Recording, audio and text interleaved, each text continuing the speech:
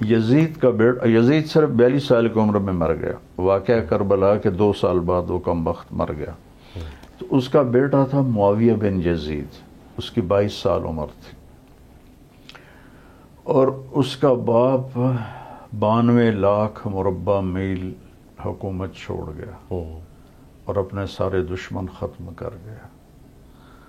تو جب اس کا انتقال ہوا تو معاویہ بن یزید رحمۃ اللہ علیہ کو تخت پہ بٹھایا گیا.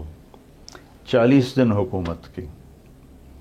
یہ ان سارے سیاسی لوگ، اللہ کرے میری بات سنیں، جو اقتدار سے چمٹے رہتے کہ ہیں، یہ چھوٹی چھوٹی وزارتیں، اور وہ بھی مانگی تانگی کی وزارتیں، مانگی تانگی کی وزارتیں، اس میں اور اللہ نے کس قدر ذلت چڑھائی ہوئی ہے. جی. بنو امیہ کے سرکردہ 40 سرداروں کو اکٹھا کیا اور کہنے لگا کانا ابی جبارن، میرا باپ فرعون تھا، اس نے حکومت کے لیے اہل بیت کا خون بہایا.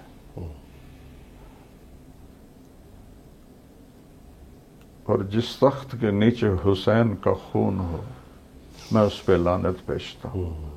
یہ تمہاری حکومت ہے، جس کو چاہے دے. یہ بی ڈی کی ممبری نہیں چھوڑنے کے لیے تیار، ہر جھوٹ بولنے کو تیار ہے.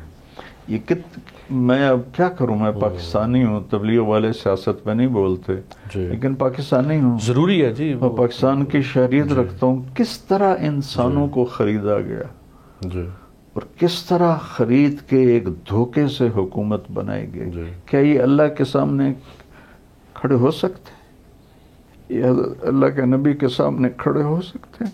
کم بختوں، میں نے تو اولاد ذبح کروا دی اور تم چند ٹکوں پہ تم نے 22 کروڑ عوام کو ذلیل و خوار کر کے رکھ دی.